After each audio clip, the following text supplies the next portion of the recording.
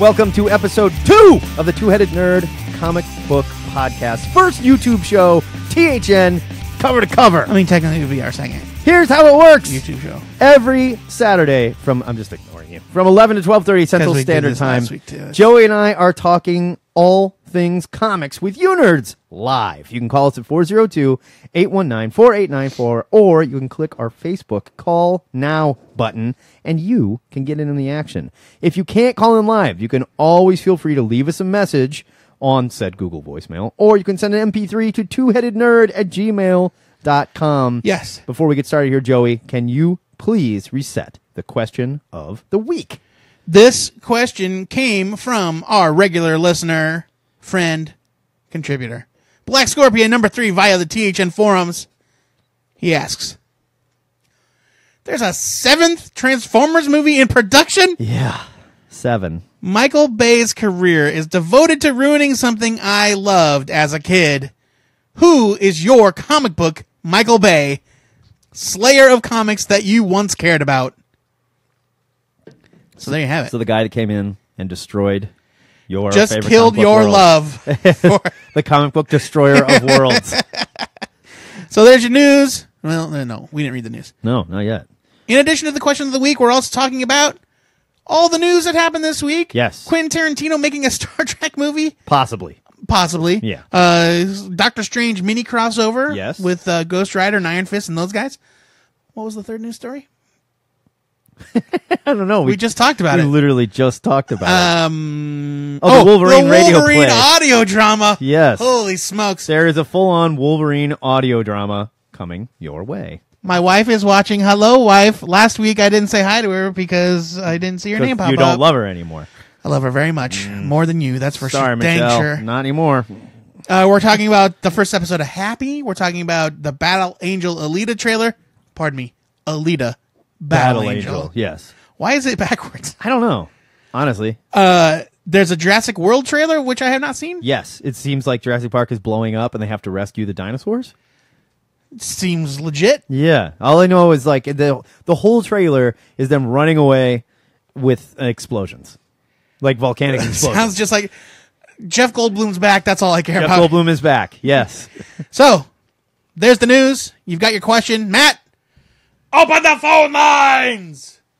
The phone lines have always been open. Wow. But we like to say that. The phone lines are open. We would love to hear from you. Again, we're talking Jurassic Park trailers, Battle Angel trailers. I want to hear your Star Wars theories. What do you think is going to happen? What theory about what? Call it out. What's going on? Have you seen this last trailer where all of a sudden Rey is holding Kylo Ren's lightsaber? Well, she just like yanks it from him. You see it at the very last second. Yeah, or does he toss it to her? She also talks to him and says, "I need to know what my place is and all this." And he's like, "Come with me. I'll help you." What is going on? I don't know about that. Yes. It looked like she force grabbed it. I don't know, dude. I don't know. Look, in the Star Wars universe, if a Jedi sticks their hand out like this, they're not saying, pass me the ball. I get that, but they're also not ripping lightsabers out of other Jedi's hands. I'm saying... He's evil. I want your theories. Or is he? Are they related? I don't know. Are they not? It's going to be his cousin? It's going to be some damn dumb thing. Is she a miracle she's just baby? going to be his sister, I bet. Is she a miracle baby like young Anakin? Sister. No.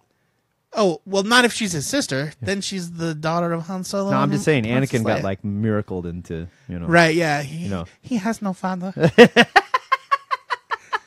That's my Shmi Skywalker impression. What does your heart tell you? Annie.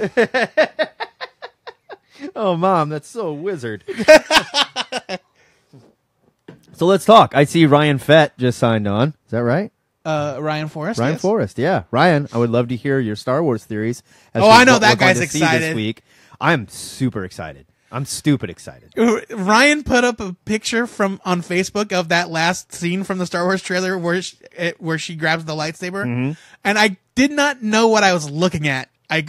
My brain could not process the information until I saw the trailer last night. Right. It's like, oh shit, that's Kylo Ren's lightsaber. Yeah. I don't know what's going on, and I need to find out. And we need you to call us at 402-819-4894. Otherwise, Joe and I are just going to sit here rapping. Yeah, I mean, you may have heard us mention that we got no voicemails this week. Matt drove everybody away from the show because he ruined Two-Headed Nerd cover to cover.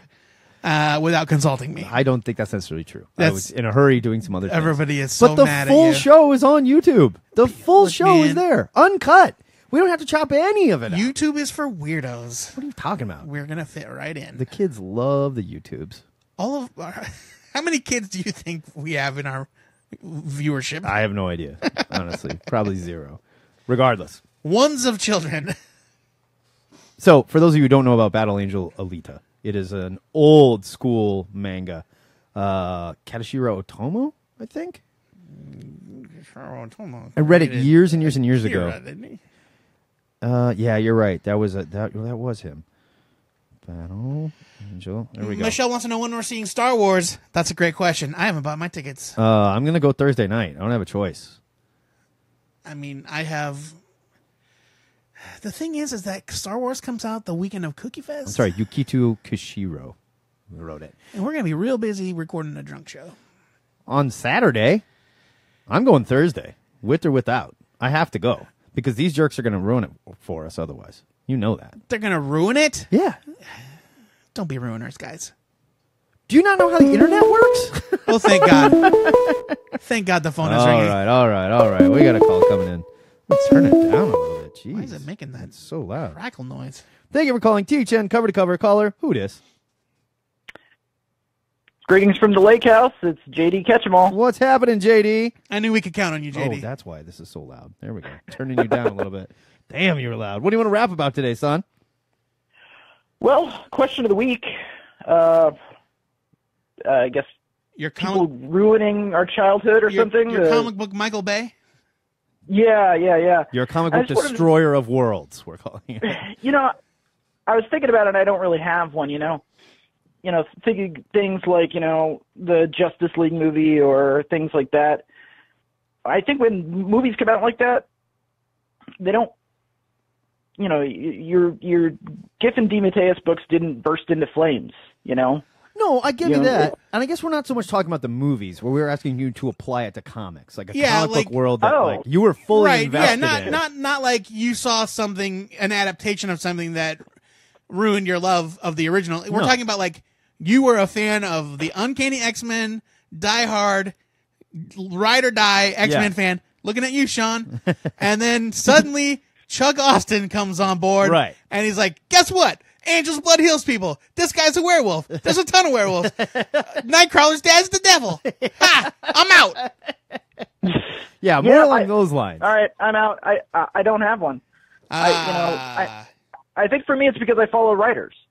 So by following individual writers, Sure. You protect you. They- You can they can have isolate low yourself points. from that. yeah, they can have low points in their writing, but yeah, I had this whole screed on LXG that I was going to go into. Oh, The League of Extraordinary Gentlemen. Yes. You know what? That Yeah. movie was written by James Robinson. yeah, it was. Uh-huh. Paycheck's a paycheck, man. Hey, yeah, but also, we all know the inside baseball on writing movies. Sure. He wasn't the only hand on it, and I doubt Of he course was the not. last hand on No, it. this was not. It was certainly not listed as James Robinson's League of Yeah, Extraordinary no, that's Gentlemen. very true. Very true. Yeah. But we know Well, I mean, Alan and Moore even didn't the give a shit plot. about it. We know that. Yeah, and even the plot wasn't horrible. I don't really remember it, but I remember not being all that upset about the story beats or what the movie was about. The plot was certainly not remember the issue. I'll say that. Was there? I remember there was some sort of tank involved. Was there a tank? Did they have like a League of Extraordinary Gentmobile? There was no, but there was definitely they were trying to stop someone from creating a super weapon or something like that, and they needed, Yeah, well, no, like I Huck think Finn, there or was Tom like Sawyer or someone had to come help them. I can't even remember who it was. there was kind of like a steampunk Batmobile though, if I remember. Yeah. Oh God. All I But remember that's about that not a movie. story beat. Yeah. All I remember about that movie is Dorian Gray. Right. And I think I remember him being my favorite part. Like I thought he did a fine job. Which is interesting considering he wasn't in the original. Right. He's not Story in at League that of Extraordinary point. Gentlemen. No. And neither is Tom Sawyer. Or Huck Finn. But they're like, Whichever we gotta one get it was. we gotta get an American in there. Yeah, totally. Paul Bunyan. Of course. Why didn't they go with Paul Bunyan? Because he's mythical Matt. Well, hell, since I don't have an answer to the question, I guess I'll get into some Lake House stuff. Last week I joked about Brian Michael Bendis, and I just read Defenders, the first three issues of the Defenders. Oh, yeah. And now I'm kind of pissed. Yeah, I will say the first issue of Defenders kind of threw me a little bit, but just from the way that he was doing like the big weird sort of intros to the characters and stuff. But I kept with it, and it is very good, and it feels sort of like what Bendis should have been doing for a long time, returning to those street level heroes, which he's really, really good at. But I don't know. I almost wonder if it's too late for that. You know what I mean?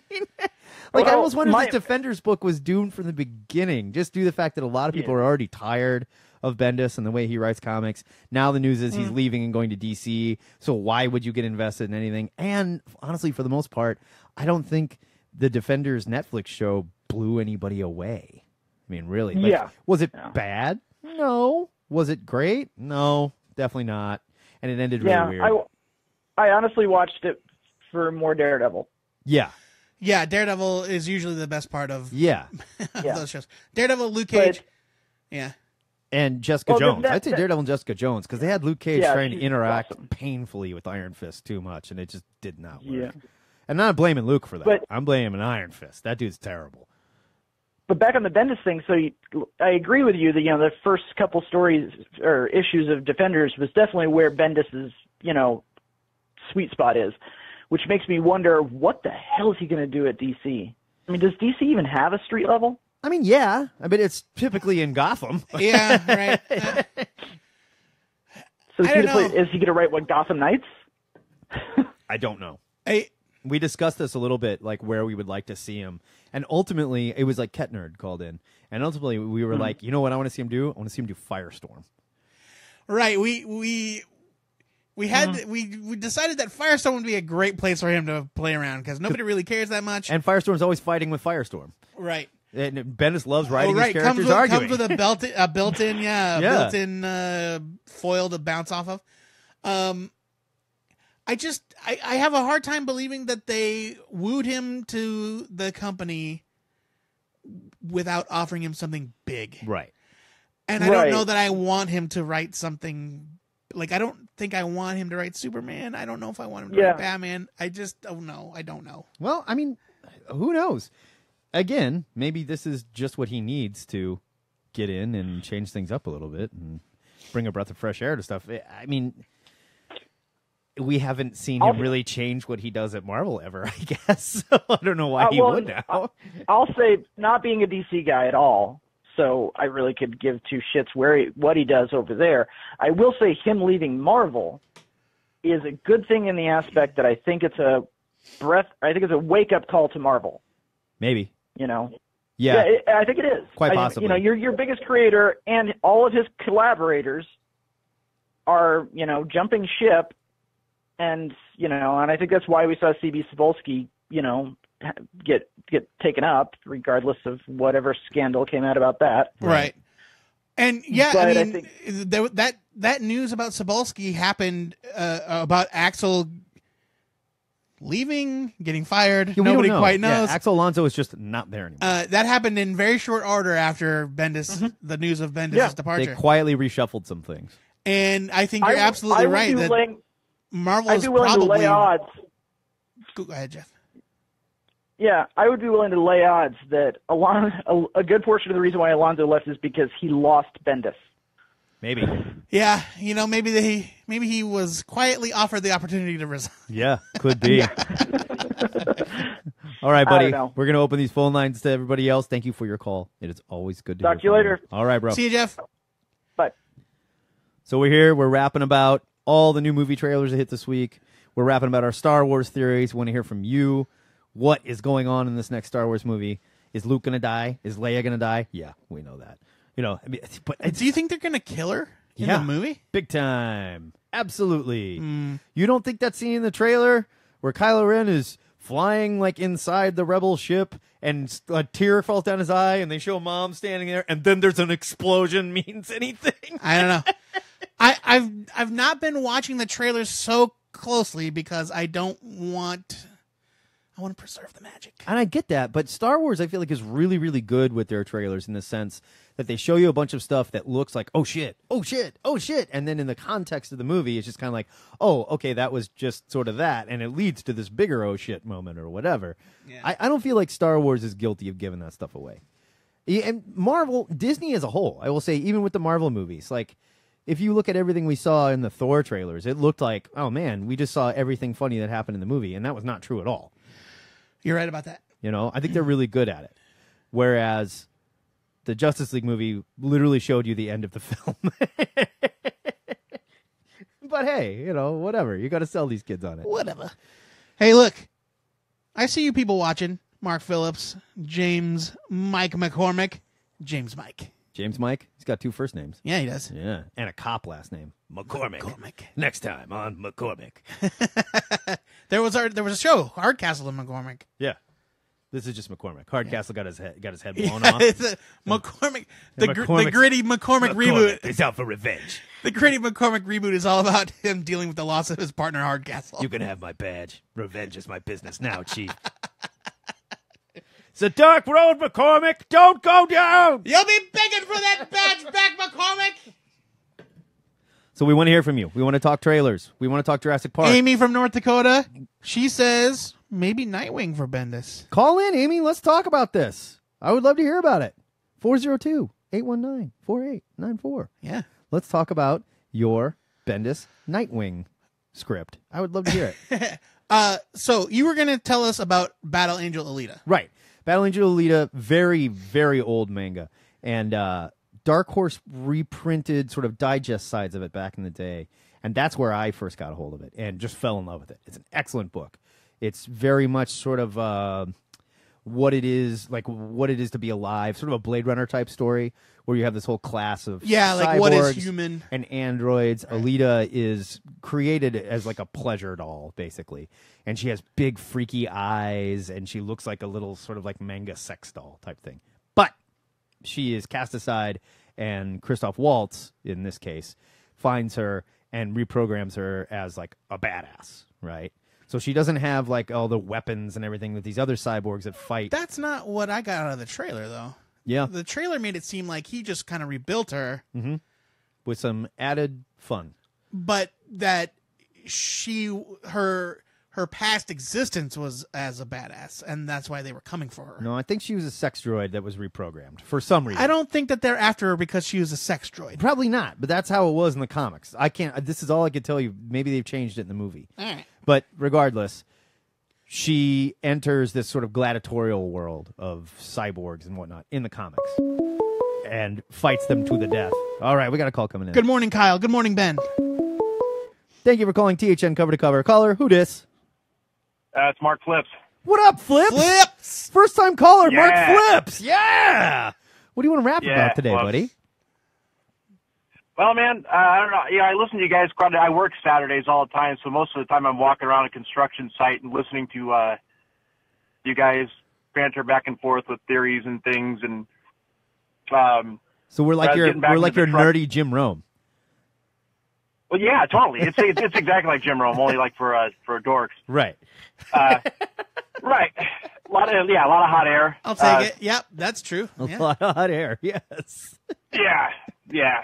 So, quick question. Like, I don't pay attention to a lot of these things, as you know. All of my comic and nerd stuff comes from osmosis, just soaking it in from you guys. Sure.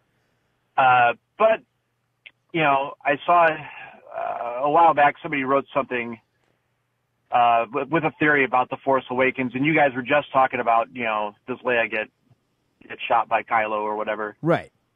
And I don't know how true this is or if it's been shot down, but I heard this thing like this idea that Kylo didn't actually kill Han. What? Yeah. How do you mean he didn't if you actually kill Han? What? He pushed the lightsaber through his stomach and Han falls off a platform. Let him talk. I know. I understand that. Okay. But they back it up and they re-show the scene. And this could just be bullshit because I've only seen the movie like Well, I saw it a bunch of times in the theater, but a bunch of time had passed. So this is the internet, so they may have edited the scene Right. for their bullshit theory. But they made it sound like, you remember how Kylo's like, look, I know what I have to do, but I don't know how. Yeah. And, Han's like, here, let me help you. And then you see them grab the lightsaber together. Like Han's going to take it. And then Kylo has this look on his face. And the idea is that Han turns the lightsaber on himself so his son doesn't kill him to take the step to the dark side. Oh. And you want to watch the scene again, and they look at each other, and you see Kylo Ren smile, almost like, you think, hey, it's a sinister smile, but maybe he's actually smiling because he didn't have to do it, because he is conflicted. You see all through the movie, he's throwing these tantrums and shit fits. Yeah. He's a brat. Definitely. So Han goes there, and they grab the lightsaber, and he starts to pull it away, and they both look at each other, but you don't actually see. I don't think you actually see Kylo put his thumb on that handle. No, you don't.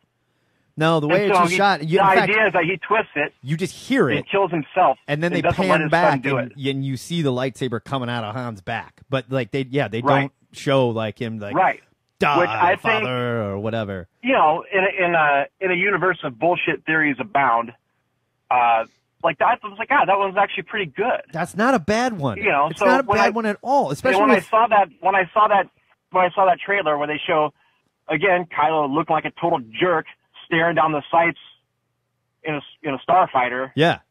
I mean, is that it? Does something else blow the ship up? Is he staring it down? Does he get shot before that happens? I don't know, but he definitely has a tear in his eye. I mean, dude, they show Leia, and then there's an explosion. Does somebody else like yank the rug out from him again so he can't kill his other parent, or does he actually do it?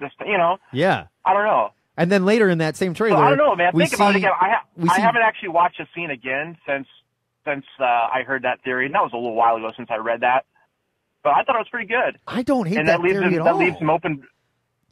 It leaves him open for redemption. I don't like whatever. I'm just saying.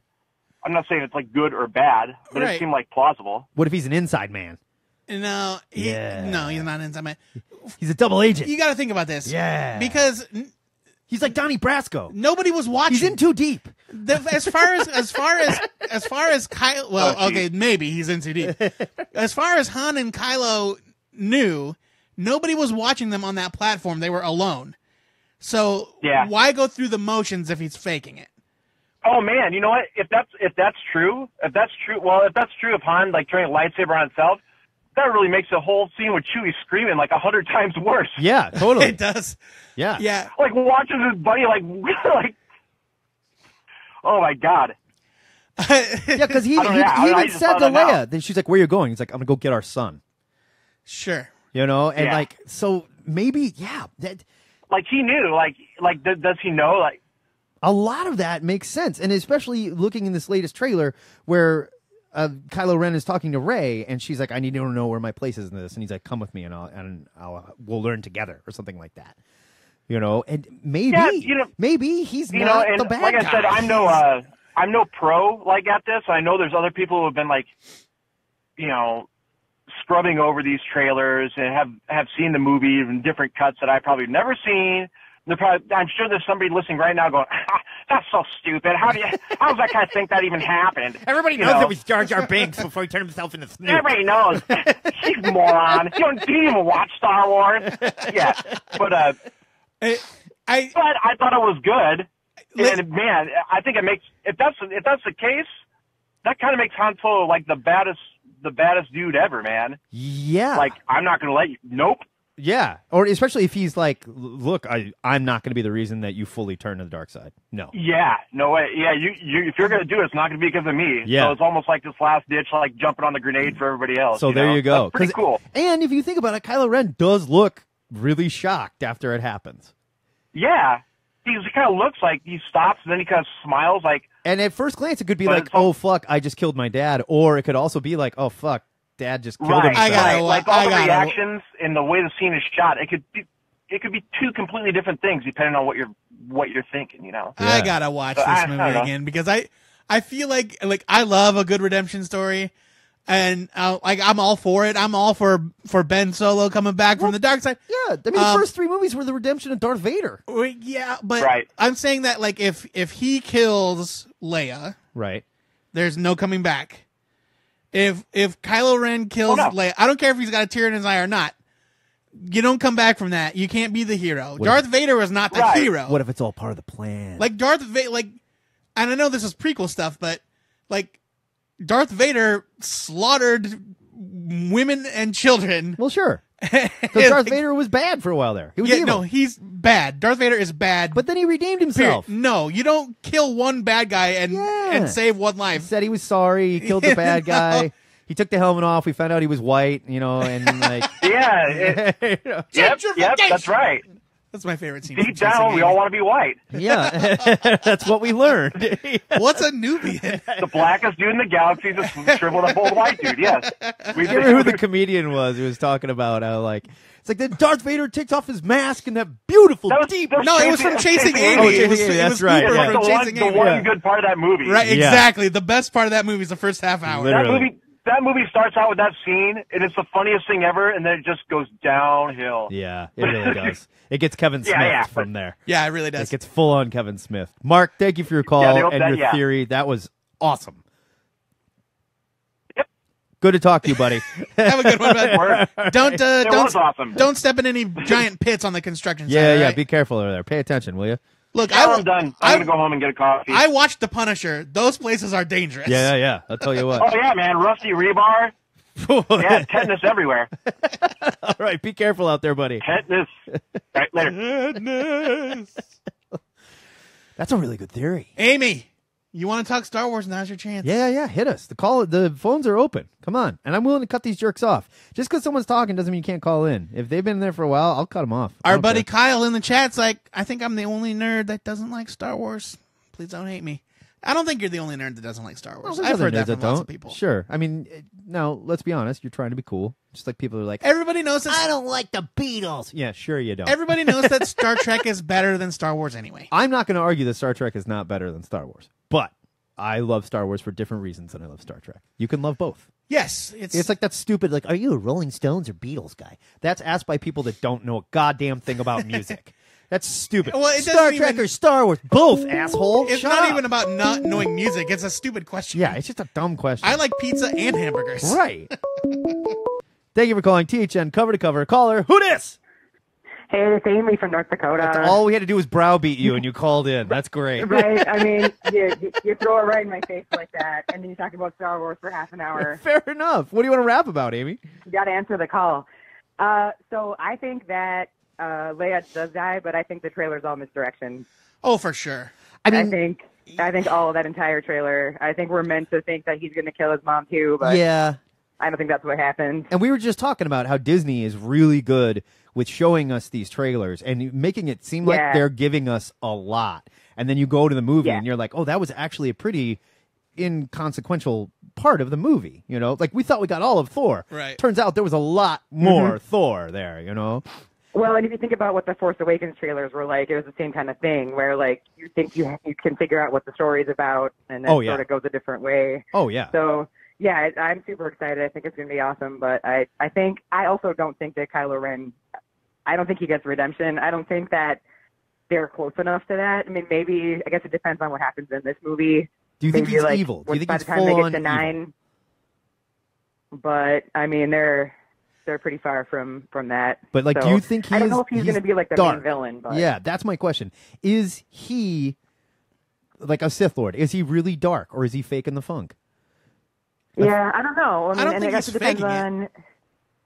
No, I don't think he's faking it either. But I think it's like it kind of depends on who's pulling the strings. Like what they do with Snoke, I think will make a big difference. Yes. Like who is Snoke really, and how much is he manipulating, the other pawns in his game or whatever.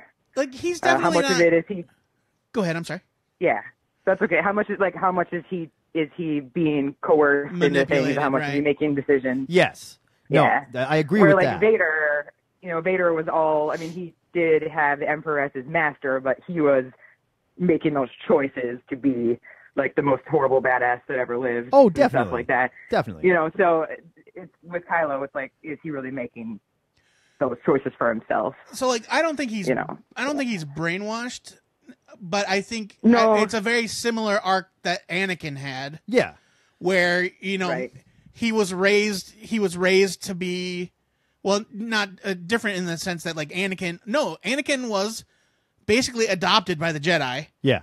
At a very young age and raised to be this hero. He didn't get to make these choices for himself. Right. He turned on his own. And he like succumbed to jealousy and bitterness and blah, blah, He got blah. really mad when he thought he killed his girlfriend. Well, and I mean, and as Palpatine, Palpatine was manipulating him in the way that possibly Snoke is manipulating Kylo. Right. Sure. It could be that they could go that same, because they have, obviously they've copied previous arcs from Star Wars. Like Force Awakens was full of, using old themes again, and it's just different characters. So they could definitely be going that way with him, where Snoke is to Kylo like Palpatine was to Anakin. Okay, let me ask you this. And they could be going that way. Let me ask you this. Do you think Leia and Luke both die in this movie, clearing the third movie for all the new characters only? No. I think they both die. I don't think they both die in this one. I think Luke could die in this movie. No, I don't. I don't think so. I think he dies in 9. I think if Luke had been more than just a cliffhanger in 7, maybe, but this will be basically our reunion with Luke for the first time in 30 years. I don't think they're gonna end it that quick. No, he could be a ghost in 9. He could be a Jedi spirit hanging around like Obi-Wan was. No. I'm just saying. Maybe. I don't think so. I do think he dies because I think they're gonna. I mean, this is gonna be like 9's gonna be the end of the Skywalker saga thing, and Luke has to die. Like right? Like I think they both have to die, but I don't think they both die in the same movie. Okay. I think that with all the rewrites they did and stuff after Carrie Fisher, I think that Leia dies in this one and Luke dies in 9. So they'll let this be Leia's big set. If I was playing Vegas, that's what I'd put down on. I agree. I would give that. I don't know if I agree. I do think that Luke. I do think that Luke back after. I do think that they will kill Luke eventually. Yeah. But I think they will, because I think he'll kind of take on the Obi-Wan role. You have to. You have to. Then that sacrifice gets made again or whatever. And who is the last Jedi? Is it Luke or is it Rey?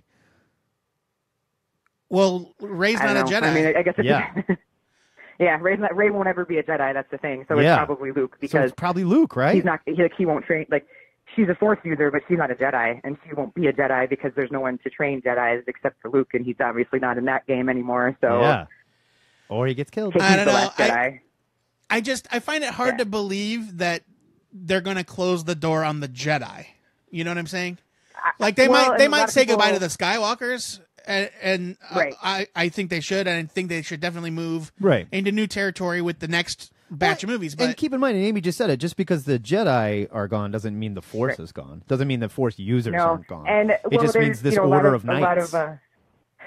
And a lot of the nerds think they're going that gray Jedi route, where it's like the balance of the Force is to have Force users that fall in the middle of dark and light. Oh, sure. Yeah, so it is a gray area. They might do that with Rey, and maybe that'll be Rey and Kylo by the end of this. Ooh. And there'll be this that's what I'm wondering. Gray Jedi thing, because they kind of allude to it on like Rebels and stuff, where that's kind of what happened to Ahsoka and some of the other people that left the Order. Yeah, definitely. They kind of so. They could be going that Gray Jedi route. All right, so enough plot theories. I want to know who you think Rey's parents are. Yoda and Mon Mothma. I hope she's not. I will say this: I hope she's not a Kenobi, because that's a theory out there too. Like she's like the daughter or granddaughter of Obi-Wan, right? She'd have to be like a great granddaughter, I would like to right? think. No, I would think that he's only been dead for. I want to think that Obi-Wan never broke his Jedi vows. Like, I want to think that Obi-Wan is the one who was like all in on the Jedi, because he spent 20 years on Tatooine just babysitting, Luke. Right. So I want to think that he didn't never, get even though, drunk in the cantina one night. Right. Go home with the golden girl that's watching the bar. Yeah, right. So I would like to think that if anybody was gonna, break their vow or whatever, it would have been Luke, because he wasn't fully trained or like he wasn't raised in the Jedi Order like Obi-Wan was. I mean, whatever. Luke was barely a real Kenobi. Jedi. He had that baby face too. Ladies loved him. He did that 80s Right, hair. I mean, come on. He was hanging out too at the cute. station and stuff. Yeah, making out with his sister. Come on.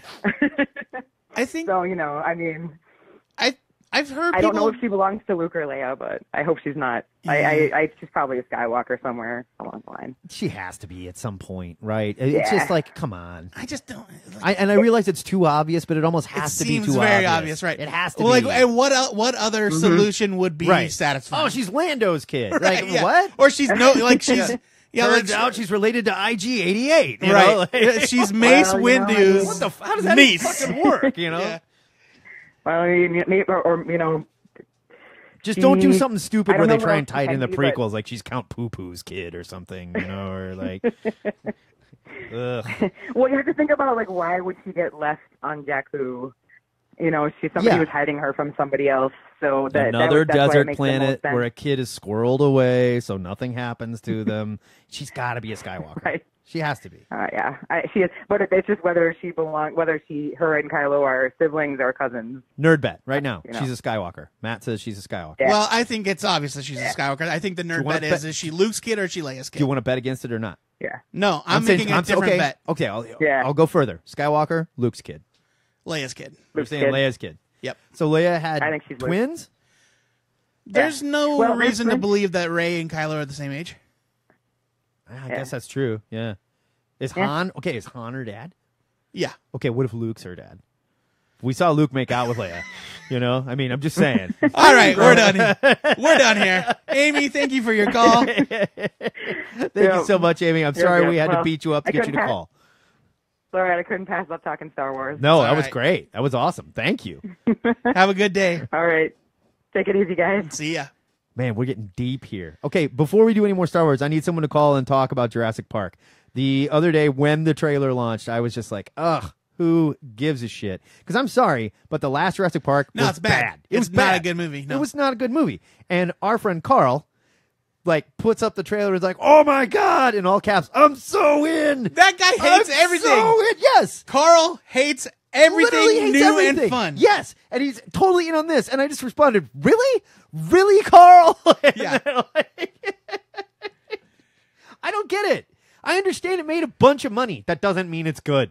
Transformers movies make a bunch of money. We They all are knew not that good. they were going to make another Jurassic World movie, but I'm not excited about it. No. I need to hear somebody that is. I want to hear why. I also want to talk about the question of the week. Your comic book destroyer of worlds. Let's just talk about ours while we The wait. guy or the girl that came in and took over one of your beloved books and ruined it. You want to set yours up so they can hear what we're talking about? Yeah, sure. I mean, I kind of already hinted at mine, Yeah. though I don't know if Chuck Austin is my answer. I almost don't want to give Chuck Austin that power. Like, Chuck Austin did a lot of stuff that sucks. Yeah. And it was stupid, but it was very easy And to it's go. not that I don't still love the X-Men. No, but it was very easy to go, I'm just not going to pay attention to this because we all know it's going away. It's just dumb. It was dumb. Yeah. For those who don't know, Chuck Austin was the guy that made Wolverine a member of a long line of dog people, made Nightcrawler. No, that was Jeff Loeb. Jeff Loeb took that ball and ran with No. it. Jeff Loeb Really? is the one that introduced the idea that Wolverine and Sabretooth were descended From Romulus? because he did not and also from the same kind of lineage, feral Sasquatch. Oh, yeah, anybody with hair. Yeah, right. Anybody with hair. because Jeff Loeb does not know the difference between a cat, a dog, a forest badger, Look, and man, a mythical creature. They're all mammals. At the end of the day, they all came from Adam. We know that. Come on. All right, we got another call coming in. Thank you for calling THN caller. Let's try that again. Thank you for calling THN cover to cover caller. Who dis? What's going on, guys? David Robbins calling. David Robbins. All right. How the hell are you, sir? I am well, sir. How are you gentlemen doing? Having a fine day. I'm fair to middling. I'll be honest. I have a bit of a headache. I had a little too much to drink I'm last a little night. gassy. Other than that, I'm great. Yeah, it You stinks know. in here. What do you want to rap about, Dave? Well, I just stumbled on the live feed and wanted to call and talk about the question of the week. Let's do it. We were just discussing ours, but let's hear yours. Okay, so I don't have an exact name, but my answer is going to be whoever came onto the X books at any time during the 90s and 2000s that took them to space. Okay. Ed, Every time they took them to space. Every time. Ed Brubaker, for example. That was a really long story, too. It was a long story, and no one cared. And this is Ed fucking Brubaker. The guy's amazing. Yeah. But we went and met Shire dude with the like, mohawk. Final Fantasy VII guy. He was the Final Fantasy character. Yeah. So you don't like any X-Men space stories? Okay, so Phoenix is a good story. Yeah.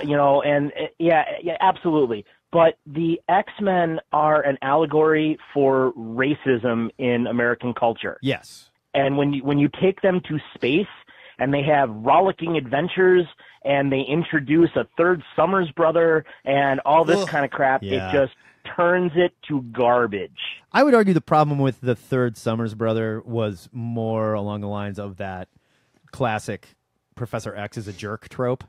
You know, where we're just Professor X did all this secret shit and like really makes him an asshole. Like he wanted to have sex with Jean when she was a kid. He had a whole team of X people that he murdered before.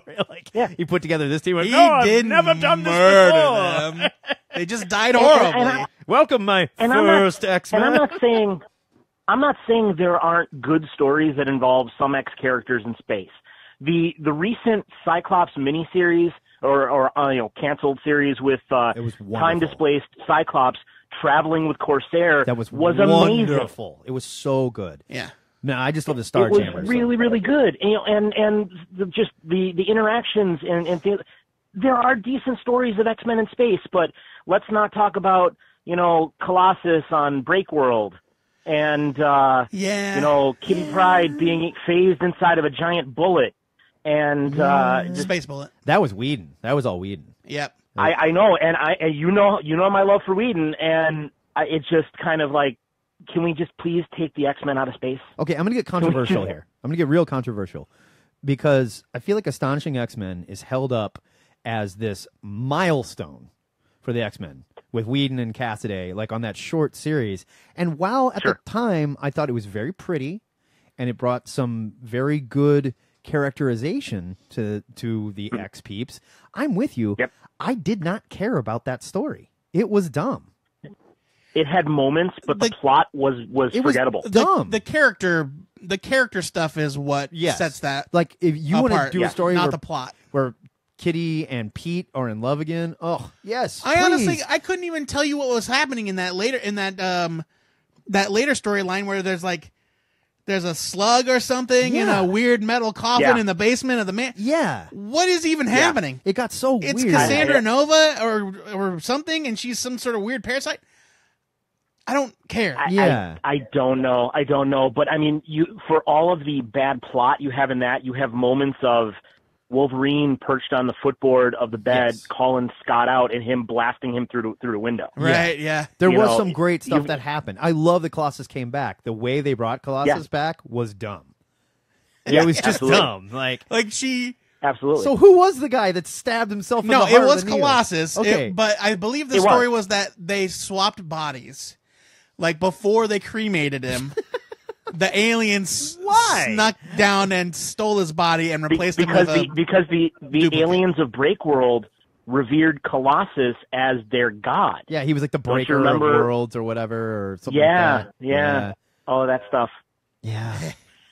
Dumb. It's like I love me some X-Men. And, like there are series that nobody remembers that are amazing. Like Pride and Wisdom is an amazing miniseries. Oh my God, that was so good. I loved that. When they take characters and that aren't used for much and do great things with them. The perfect example of lesser used characters is Avengers Arena. Yes. Oh, that is one of the best series in the last 10 years. We were huge fans of Avengers Arena. And that's one of like Joe and I's favorite things is when you like turn the camera slightly and go, you know what? We're going to follow these schmucks. And we're gonna adapt them into real characters and put them in situations where they may or may not act like the heroes that you're used to reading because they're not the heroes you're used to reading. They're young, or they're not very good at this, or they're bad guys. Let me go out on a side limb here. Let me go out on a side prediction here. You guys are fans of the play Rosencrantz and Guildenstern Are Dead. Absolutely, I loved that play, and I loved the movie adaptation too. It was wonderful. Oh, absolutely. My girlfriend can't get past the coin flips at the beginning of it. Oh, it's so good. So good. I think you sold me, Dave. I don't think I give a shit about the X-Men in space. I love the Imperial Guard. I like it when it's done well, but I agree that it's very rarely done well. Yeah, and now I will say when aliens come to Earth and mess with the X-Men, I'm fine with it. It made sense. Professor X was in love with the Shire princess for a while. Like they had connections. I get it. Yeah. But I don't need Xavier and Lalandra or the Phoenix Force is coming to Earth and drags them, into this crap. Fine with that. Yeah, that's fine stories. But when suddenly they need to go into space for some reason. That's Avengers territory. Like the That's Avengers and Fantastic Four territory. Yes, the Avengers can go to space. Fantastic Four, by all means, go to outer space. It's awesome when you Absolutely. do. Yeah, it's like Keep Spider-Man. the X-Men I don't need Spidey going to space, and I don't need the X-Men going to space. I will agree with you. I don't need Spidey going to space. I am a Venom apologist. I like the concept of the character. Did you read Venom Incorporated Alpha #1 this week? It's in my stack, but unfortunately, I am like a physical resident of the lake house. I've got about a 2-foot stack to get okay, to right now. Fair. That's fair. Yeah. All right. I like physically, I just got through like Weapon X and Weapon H, and like Generation X #1 is sitting on the top of my stack. Good news. And, Weapon H is getting his own ongoing series. Yeah, I'm so glad. I don't understand why. Well, apparently we demanded it. I don't know. David demanded it. Yeah, I don't remember demanding it, but I guess I threw a fit. I don't know. So yeah, Venom Inc. is in the stack. It's going to be a while to get to it. I've got a bunch of stuff that is top priority above that. As a Venom fan, you will be pleasantly surprised. And you know what? I will say kudos to you for being dedicated to reading your comics in the order that you acquired them. Yes. Because I am terrible at that. I will put things aside and read the new flashy thing, and the next thing I know, I'm 10 issues behind on something. Me too. Kudos to you for being a Venom fan too. I feel like that's brave. When I get current on a series, those will go to the top of the stack every week, and I'll stay current as much as possible. And then I'll read a giant chunk of something, and now that is also current, and I'll read that stuff. So I try and get through stuff. So I'm current on the 2 Green Lantern books over at DC. I'm mostly a Marvel guy, but and honestly, the Carnage series that they recently did, the Darkhold book series, that was a fun read. Did we review the first one? I think we reviewed. I think you. I didn't read it. No. Maybe I did. Yeah, I think I did. It was a fun read, and the art was pretty decent for a 3rd tier kind of book. I just don't care about Carnage. It was enjoyable. I do not. I usually don't Carnage. either, but occasionally they do something good with him. He's not a character that needs an ongoing. No. But when they have a good 5 or 6 issue series that they can tell a decent story with, that's kind of awesome. And when there's a cult that worships the Darkhold and thinks that Carnage is like their god, and they're gonna like give it to, and then Carnage twists it and takes over and tries to kill all of them, that's a fun story. I do love they're bringing the Darkhold back. Jerry Conway wrote it. I believe right? Jerry like the legendary Spider-Man writer, creator of the original Clone Saga, Jerry Conway, I think wrote the most recent Carnage book.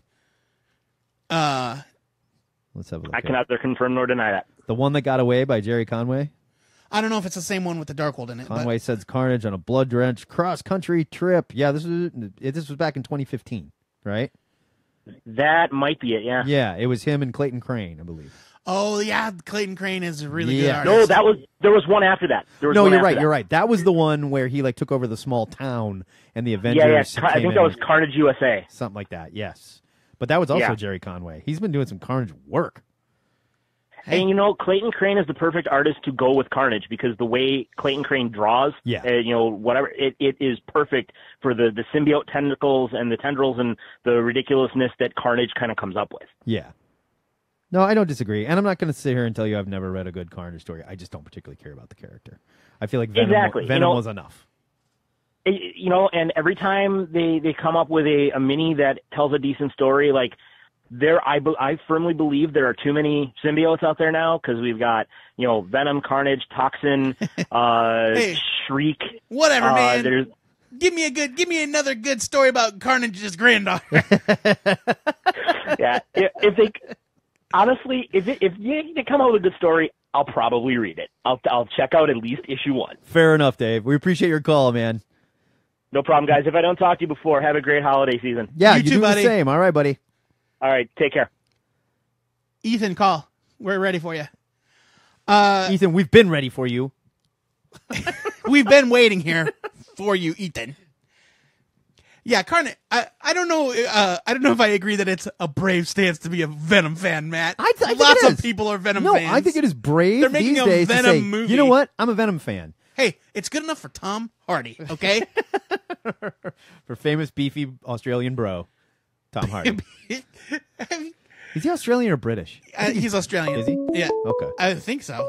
Shit, now I don't know. I don't know. We're racists. You know, all these white people look the same. Thank you for calling THN cover to cover. Caller, who dis? This is Ethan. Ethan. Quick question, Ethan. Is Tom Hardy British or Australian? Call your shot. He is Australian. Okay, Australian it is. There. We don't need to look it up. We're done. Ethan told us. There. Tom Hardy is an obviously. English actor. Okay, he's British. But I liked that you answered with instantly and with courage. And, he's Australian. Look, fact. What determines a fact is do 50% yourselves a confidence. It's true. Go ahead. Do Ethan. yourselves a favor and Google Tom Hardy's MySpace. Oh, This yeah, is yeah, yeah. a real thing. There's all these It douchey is pictures hilarious. of him. Yeah. Like super douchey pictures of him playing video games and stuff. And Tom like, Hardy MySpace. he was heavy into selfies for a Like- while there. Oh, Don't yes. Look up Oh, his God. MySpace. Look up the article about his MySpace. It is so funny. Yes. A reminder that Tom Hardy had the best MySpace profile of all time, an article on BuzzFeed.com.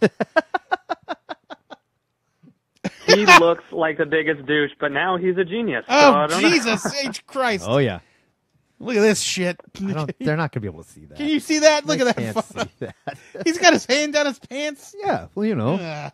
he's British. They do things differently over there. What do you want to rap about today, Ethan? Okay, so I was asking Joe in the little chat if you guys had discussed. It came out the edits that they took out of the Justice League movie. Did you guys talk about that? No. Let's talk about it. Okay, so I thought the Justice League movie was just okay and pretty disappointing, but after hearing this stuff, I am so much more upset about what they took out of the movie. So I'll try to go through them quickly. So basically, like, these were actually already filmed, and then they pre-screened it, and these are things that they took out. Okay, so this would have been right when So- they made the decision that Joss Whedon was going to come in and do the reshoots. Probably close to that, and it's probably just maybe when they said, "Hey, it needs to be the 2-hour mandate." Okay, gotcha. So basically, Steppenwolf is a terrible villain in this, but it would have made him a lot better because Terrible villain, period. in the mother box, Terrible villain, period. You've never read a comic book with Steppenwolf in it. That's exactly my point. Here's the Justice League together for the first time, and they're going to fight fucking Steppenwolf? And people come to me and they go, who's Steppenwolf? He's I'm the a comic herald book guy. of Darkseid. I host a show on the internet about comic books, and I had to go, he had something to do with Crisis. You know, like, That's not true. oh, he didn't? No. Okay, so I'm wrong. Okay. Anyways. So he would have been way better if this would have happened. So basically, in the mother boxes, his Steppenwolf mother's essence is in the mother boxes. Oh. So he's coming down to put them all together because he's trying to actually combat and take over, defeat Darkseid. And so he's coming down to Earth because he finds out about the mother boxes to put them together to get the power to be able to go back to Apocalypse and defeat Darkseid. So I'm like, oh, that actually gave the guy motivation. That would have been nice. Isn't that a little on And- the nose, though? The mother box is called the mother box. His mom's in it. Because mom is in it. You Yeah. know, and we just had a movie where Superman and Batman got in a fight that ended with them going, wait a minute, what's your mom's name? His mom's name is Steppenmartha. Yeah. Did you say that's Steppenmartha? actually That's the big That's the surprise. title of this is week's that show, His Steppenmartha. mother's name is Martha, and he's in the box. Oh, man. Okay, No, that would be next, great. But moving along. So at the very end of the movie, I'll skip ahead. So basically, Cyborg gets killed at the end of the movie, and they have to use the mother box to put him back together. But after they defeat Steppenwolf, he gets launched up into a boom tube back to Apocalypse, and he's right there in front of Darkseid. And then Darkseid's basically, has him taken out, but it totally sets up the future now of Darkseid knowing that Earth is a threat, and so they were going to introduce that. Like Cyborg during his big accident or something, actually it killed his mom at the same time. So they're going to give his character a little bit more depth. There's way more time with Flash, Cyborg, and Aquaman. I think Bruce, like Batman, talks about how he realizes he went too far with all the violence and like killing, and so he's trying to like redeem himself and kind of like sacrifice himself for the team, and so they're trying to clean up the mistake that they did in BVS. Huh. Were these Whedon parts or Zack Snyder These parts? are Snyder parts. Because listen, this all sounds super dark. Super Yeah, these dark. are all, I think, Snyder parts like way previous. So Batman learning a lesson. That's not Zack Snyder's MO. Well, and thus they told him, look, everybody hates the fact that Batman's shooting people with 50 caliber machine guns. We got to do something about that. I mean, look, even his weird crab mobile had guns on it, man. Yeah, I know. There was like a slow-mo clip. There was like a slow-mo clip of a casing getting ejected. Yeah, but he's like shooting, nameless robot Parademons. parademon whatevers in this. So, man, well, I agree. I wish that it had actually ended with them showing Darkseid. Seems stupid not to. Seems really dumb not to. And there was one of the post-credit scenes was going to be Superman in front of 2 Green Lanterns. Ooh, that would have been cool. Huh. I did love seeing. I did read about that. I did love seeing the Green Lanterns though in the flashback scene. That was fun. Sure. Yeah, that was great. It was like making giant hammers. That was just made me tingle. Yeah, so Joe's giant hammers makes him tingle. Yes, hey, he knows what he likes. Hey, I'm a complicated man, and no one understands me but Zack Snyder, apparently. It definitely needed to end with seeing Darkseid. Actually, setting up the Avengers movie ends with them setting up the future of the franchise with Thanos. Right, and for years now we've been dying for it. Justice League ends with them setting up basically nothing. You can also see the studio going, though, like, wait a minute, we already have this alien menace. We already have a bunch of, like, aliens showing up. Everyone's already going to say we're copying the Avengers, and if we do it this way, then we're just as bad. So let's change it. Yeah. I don't care how, just change it. Here's a spoiler. There is a post-credit scene that does set up future Justice League stories, or at least future DC movies. Right. But it's not what you want. You want Darkseid. I need to see Darkseid. Sure. I thought you were talking about the future movie of the end of the race between flying Superman and running Flash. No, I mean all right. Okay. Justice League spoilers. It's Deathstroke. Right. Deathstroke shows up and he's talking to Lex Luthor, and so we're getting more of that hot shit. Great. Jesse Eisenberg's Lex Luthor. Awesome. He's like, "Whoa, Deathstroke. Ooh." But Deathstroke looks great. They nailed it. Yeah. Yeah.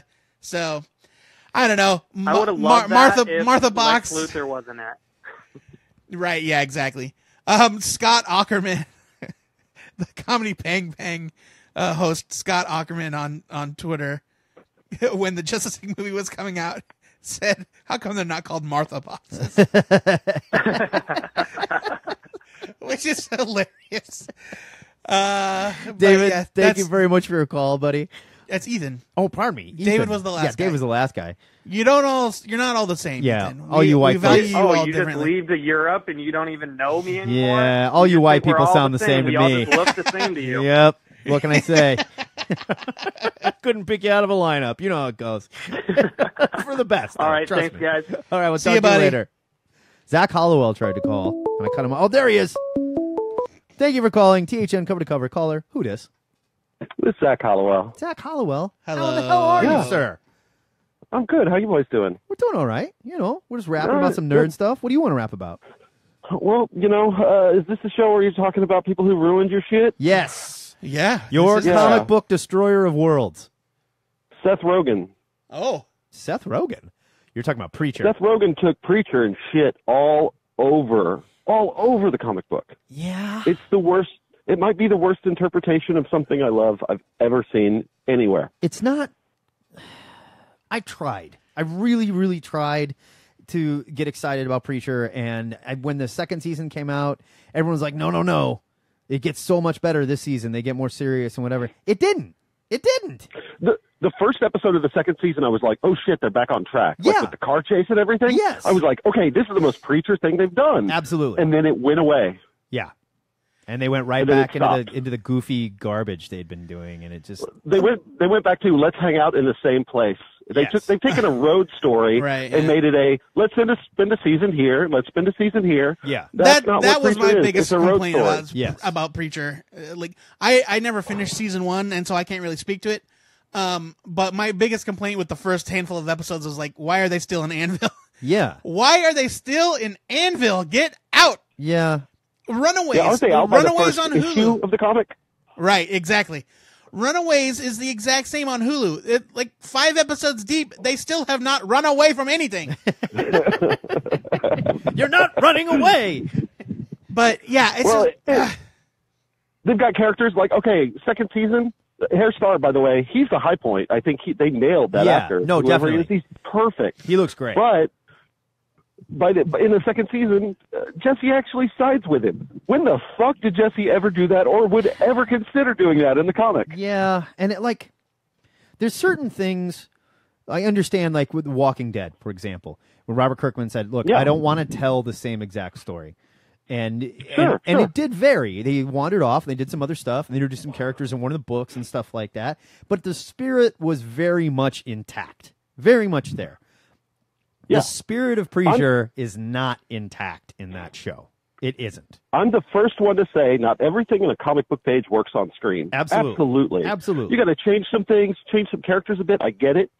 But this is like 3 characters with the same name who don't act anything like they're supposed to. Yeah. And it really bothers me because it's my favorite comic. Fair enough. So that's my answer. That's fair. yeah. Yeah. I need to watch more of it because I did enjoy it despite its differences. And I totally agree it's not the same. It's not what I consider. Pardon me. It's not what I think of when I think of Preacher. Yeah. Right. But Well, and I liked it at first as well. I watched the first couple episodes. Like, this is fun. Yeah, I mean, I guess they're going somewhere here. And then I've just heard a lot of really positive things from people that I thought would have hated it. right. So this is like Zach. You're actually the first person that I've actually heard just flat out hate it. I'm not going to say I hate it, but I will say I don't like it. And I will say I know a lot of people who like it who never read the comic. Yes. People Sure. I know who read the comic Yes. are a lot more critical because the attitude's almost like, well, you think this is good, you should see what it's really supposed to be like. Right. I mean, and And I TV was reviewers always actually kinda like the questioning- show. A lot of TV Yeah. reviewers that I respect really like the show. And they all admit, to a man, I never read the book.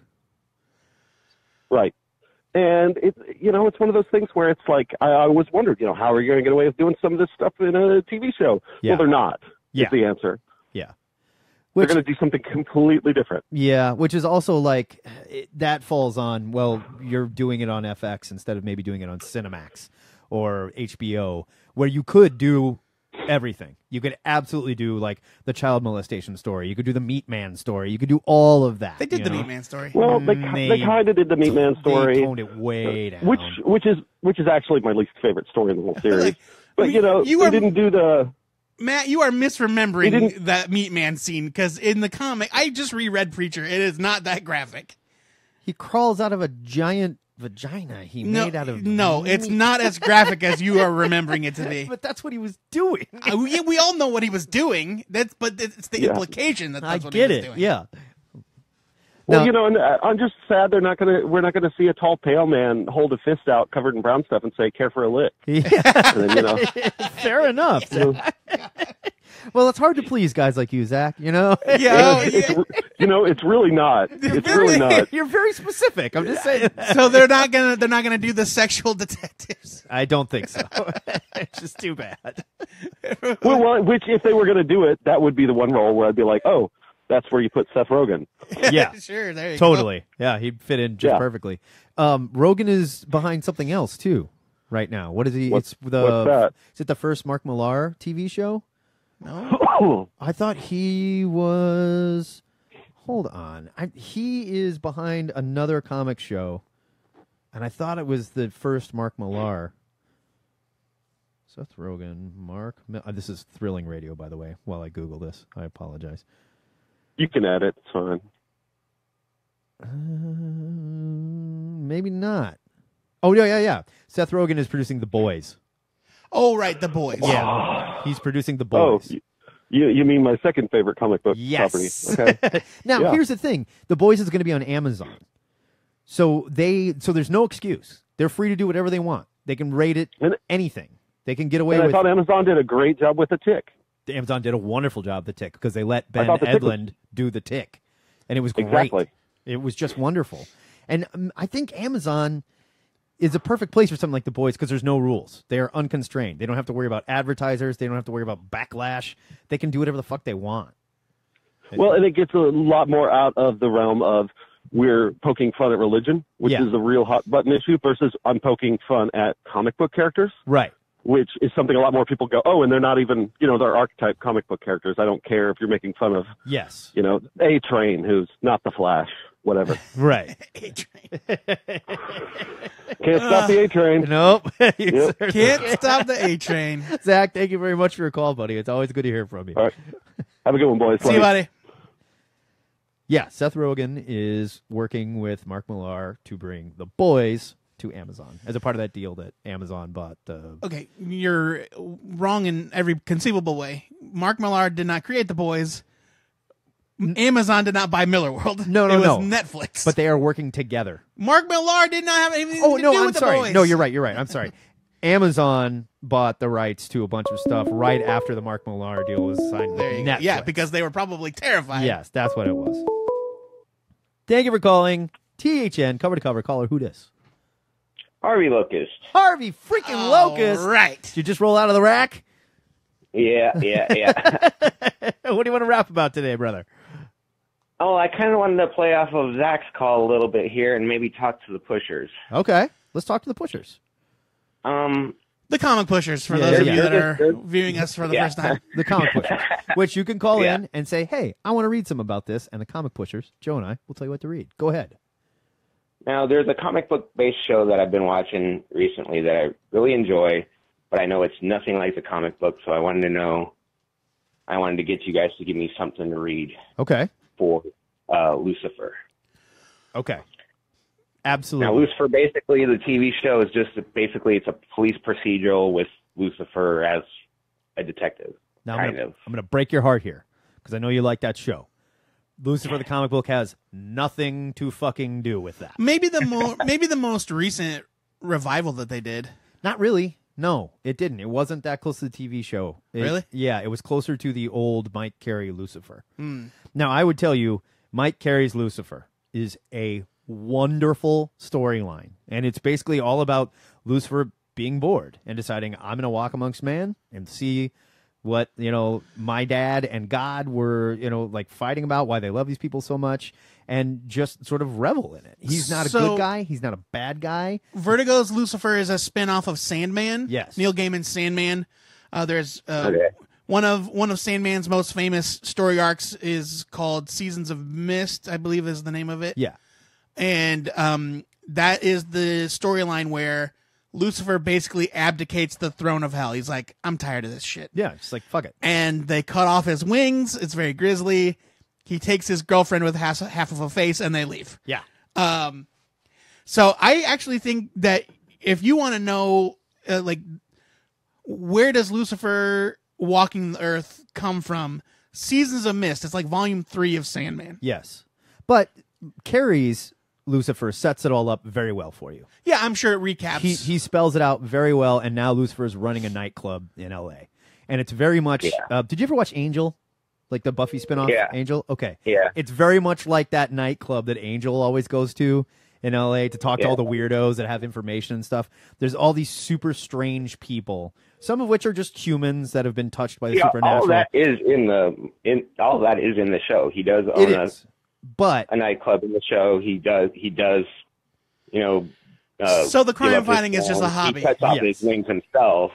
It just pissed me off that, that's another thing. He cut off his wings himself, which is stupid. No, I think he cut off his own wings in Seasons of Mist, too. No, they cut him off and banished him.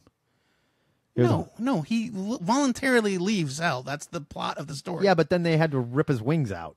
No, he cuts off his own wings. I can't remember if he did or not. Regardless, there's no police procedural bullshit, and the show doesn't need it. Not every show on television has to be a police procedural. It's ridiculous. Yeah, but people love police procedurals. And I get They're that. very popular. Yeah. But people love other shows too, and this show, it's a wonderful slice of life look of like how the supernatural see how ridiculous our petty human problems really are. And how all these different like supernatural entities and terrible things that happen around us affect us gently or don't affect us at all because we're too busy wrapped up in our own shit. And that's what the comic was so good about. And it's just, and the show is just, it just struck me as cheap. Like just a throwaway idea. No one cares A lost cause, No one cares about your Lucifer review. That's not why he's calling. A missed. He wants to know, as a fan of this show, Lucifer. I know it's shit. I like shit though. I mean, I've called and defended. Hey shit. man, Maybe I love garbage television. I love Riverdale, and it is the best worst show on television. It really is. It replaced Scream Queens as my favorite worst show. Scream. Right. Scream See, Queens was so I great. loved Bones, and Lucifer is kind of replacing Bones for me right now. I loved Bones. Oh, I love Bones I too. had one police procedural that I watched that I allowed myself to watch, and that was it. Now you can pick It up went Mike away. Carey's complete Vertigo Lucifer series is back in print. Absolutely worth it. And if you like the show and you like the idea of the character, you will like that book even more.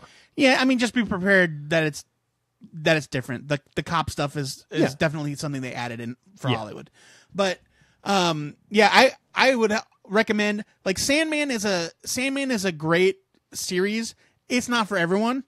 But the good thing about Sandman is that every volume is totally different. Yeah. Every arc of Sandman is a totally different tone. It's basically an anthology.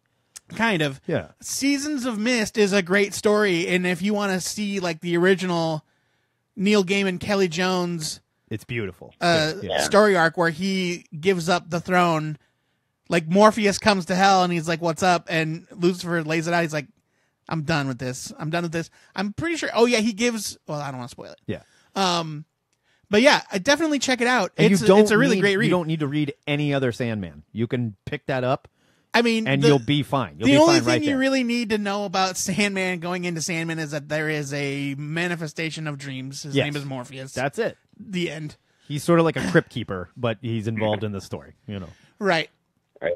He's kind of the vessel that facilitates the stories happening around him. But you should absolutely read it. It's so much better, Harv. Seriously. And then you might even look at the show and be like, oh, man, what a missed opportunity. Yeah. Thank you for your call, buddy. On. It's good to talk to you. Thanks, guys. And hey, I want to say good luck on the YouTube stuff. Thank you. I have some advice. I think I'll just send you guys an email later. Cool. That would be awesome. Please do. I've been on YouTube since 2006, so snap. I've been around the block, and I've done a lot of research on how their algorithms work and whatnot. I would love to steal all your good ideas. Please send them to me. All right, man. And I will steal them, and I will claim they're my own. But that's just how we do. Thanks, Harv. All right, guys. Later. See ya. At the very least, we need to figure out how to make the videos more than just two guys sitting across from each other. I don't know. That's what most of them are, though. No. Do you watch YouTube videos? That's not what YouTube videos are like. No, but I mean like the radio show type podcast. Yeah, those are. Boring. Then we have to get like Keith Binder sitting in here switching the cameras or something. No. I'm just like, we might need to do a little video editing. Sure. We might need to explore that. Yeah, we could explore that. Okay, before we were so rudely interrupted, you were talking about your Destroyer of Worlds. Oh, yeah. There are so many good options. I know. But I think I'm going to say this. I don't have one in the sense that, like, this person ruined this character or concept for me. Okay. Because that's not really the sort of fan I am. Sure. I've been reading comics a long time, so I recognize the fact that everything is cyclical and, this too shall pass. But at the time, when you read it. But, like, J. Michael Straczynski came on to Spider-Man. We all loved it for the first 5 minutes. Okay, that's exactly where I was going to go. But then he just continued to take a series of shits on the Spider-Man concept, and we should have seen it from the fucking start. Yes, that's exactly what I was going to say. The first thing he did as much as we enjoyed it at the time, or as well told as it was, Right. the first thing he did was say, guess what? Science hero? Wrong. Yeah. Magical spider totem. Yeah. And we should have known right then that it was going to be garbage. Yes, but we all went, oh, well, that's interesting. And Marvel at the time went, holy shit, we are selling 1 million fucking Spider-Man comics. I mean, JMS, do whatever you want. and you can then go back. He did. Right. And I'm not saying, like, I loved that book. That was probably my favorite book on the stands for a long time. Yeah, it was great. Every time there was a new Spider-Man, like, I devoured it instantly. And JMS was, like, running the game back then. Right. He was the guy. And slowly but surely, He spun his Babylon 5 theme. right. Slowly but surely, he started introducing things, and they just got worse and worse and worse, and then it culminated with a stupid deal with the devil. Which he wouldn't even take credit for. No. He said that he didn't want his name on that book, and that was Right. all Joe Quesada. But- Joe Quesada was even like, it's not how I remember it, buddy. Yeah. Like, he definitely was on board with getting rid of the marriage, but he didn't like the way it went down. Fine. But I don't know why it's any more or less egregious than revealing that that Peter Parker's demure college girlfriend had a secret love affair with his worst fucking enemy and had secret twin goblin babies hidden in some orphanage in France or whatever the fuck. I don't like it. No, I'm totally with you. It's JMS. And I would argue after that run, JMS became a comic book bad guy. Yes, you're right. He absolutely did. You're right. He didn't finish the run. He left and immediately started something else that he didn't finish. He didn't take Harvey Dent's advice, Matt. Yeah. He didn't die early enough, and he lived too long, and he saw himself become the villain. Yes, it's absolutely true. He, like, from there, JMS became the worst guy in comics. And every time, like, Jeff Loeb has written a lot of shitty comics. Sure. He came onto the Ultimate Universe and just ran roughshod over some really great concepts. Yes. There are lots of debates to be made about why Jeff Loeb went from, again, a guy that went from being, like, awesome. Yeah. To being the guy who wrote The Long terrible. Halloween. Come on. But, yeah, nothing sticks in my craw like what that dude did to Spider-Man. Yeah, it really does. And honestly, if you look at where he went from there, it moved on from property to property to property that he just threw some shit out and then walked away from. Literally walked away from. Yeah. Leaving everybody after him to clean up that mess. And the thing that kills me the most is that Marvel won't walk back from it because Dan Slott brought back all that shit. Yeah. And the stories are fine. You know, the Spider-Verse stuff with the Moreland and his weird family of spider totem eating weirdos. Yeah. It's so incongruous to the idea of Spider-Man, this Yes. science hero. Yes. Like shoving this mystical shit into Yeah. the Spider-Man bag. It's dumb. It's terrible. It's just dumb. And there's no reason It why makes they me mad. Yeah, there's no reason why they couldn't have sold it differently. Where like, oh, it turns out it wasn't you. Sure, right. Turns out it wasn't you, Peter. It was Hobie. You know, the whole time it was the Prowler. You know? The Prowler. We were mad at the Prowler. Dang. You know. No, that's Yeah, funny, but we both had the same exact answer. Yeah, I'm annoyed every time they bring it up. Yeah. It's just like it reminds me of all that terrible shit. that I he just did. straight up don't like J. Michael Straczynski, and even like things he said about other creators and people that have worked with him and stuff. And say like, look, the guy is just difficult, and he does his thing, and if he doesn't like it, he'll walk like that. Yeah. Just be like, I'm taking my Babylon 5 money and I'm out of here. I mean, it must have been a lot. I guess. I don't know. It was syndicated. It was. This was great, guys. We didn't have any voicemails, and you guys rose up. You called in. It was a lot of fun. Nobody defended Jurassic Park, so I guess it sucks.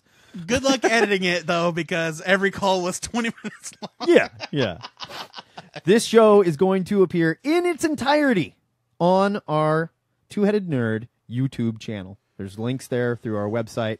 You can just go to YouTube and search Two-Headed Nerd. It'll be there. We're going to take 2 or 3, probably closer to 4 of the calls because we don't have another segment this week. So we can tease you guys to play along, and it'll be on the regular show.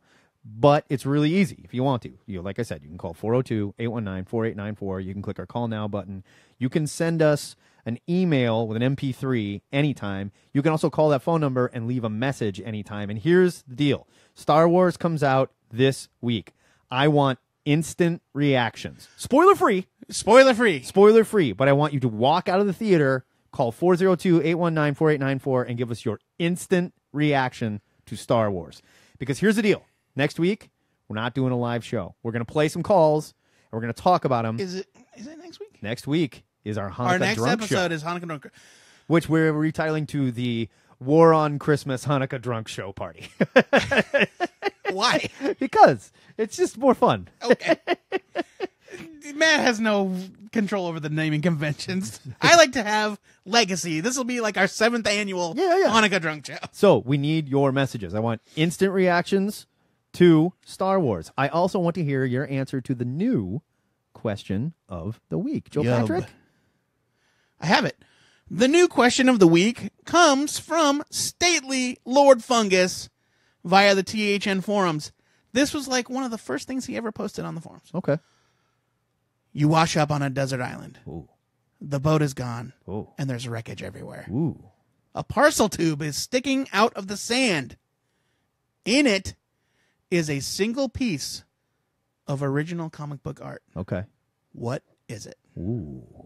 That's a good one. Good question. All right. I want to throw out a holiday bonus question, too. Okay. Favorite nerdy holiday special? I want to hear about your favorite nerdy holiday special. Star Wars. Like maybe it's a Star Wars special. Maybe it's He-Man, and He-Man and She-Ra's Christmas on Eternia. I want to hear about your favorite nerdy holiday special because every year Joe Patrick and I watch a holiday special while we're drunk and we live tweet it. And it's going to be fun. While we're getting drunk. Yeah.